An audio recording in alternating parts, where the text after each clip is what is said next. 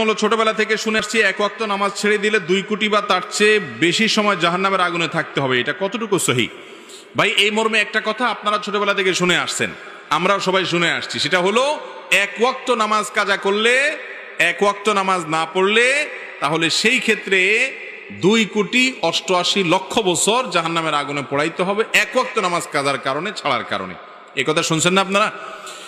তো এই বিষয়টি আসলে যেই বর্ণনাতে পাওয়া যায়, সেই বর্ণনাতে 80 হুকবার কথা বলা হয়েছে। 80 হুকবাকে যোগ বিয়োগ করে 2,88,00,000 বছর বের করা হয়েছে।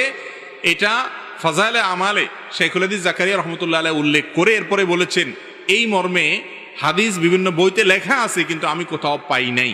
এবং বিশুদ্ধ কথা হলো এটাই যে 2,88,00,000 বছর জাহান্নামের আগুনে পড়বে এক ওয়াক্ত নামাজ কাজা করার কারণে। এই মর্মে কোনো বিশুদ্ধ তো দূরের কথা, কোনো আপনার দুর্বল হাদিসও নাই, বরং এটি সম্পূর্ণ জাল, ভিত্তিহীন। কোনো হাদিসের কিতাবে এরকম কোনো কথা বলা হয় নাই। তবে এর মানে এই না যে তাহলে তো নামাজ না পড়লেও চলবে, ব্যাপারটা সেরকম না। নামাজ না পড়লে জাহান্নামে অবশ্যই যেতে হবে, তবে সংখ্যাটা কি হবে?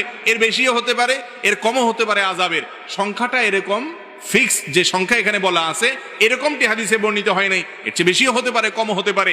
জাহান্নামে যাওয়ার মৌলিক একটা কারণ হলো নামাজ ত্যাগ করা। আল্লাহ রাব্বুল আলামিন কোরআনে কারিমে বলেছেন, জাহান্নামীদেরকে যখন জিজ্ঞাসা করা হবে মা সালাকাকুম ফি সাকার, তোমাদেরকে জাহান্নামে কোন জিনিসে নিয়ে এসেছে, কোন অপকর্মে জাহান্নামে এনে ছেড়েছে, তখন তারা বলবে প্রথমেই ক্বালু লাম নাকু মিনাল মুসাল্লিন, তারা বলবে আমরা মুসল্লি ছিলাম না, নামাজ পড়ি নাই, এই জন্য জাহান্নামে আসছি। এই জন্য নামাজ না পড়লে জাহান্নাম, এটা অবশ্যই কোরআন হাদিস থেকে, কোরআন থেকে বর্ণিত। কিন্তু তার মানে 2,88,00,000 বছরের বিষয়টি হাদিস দ্বারা প্রমাণিত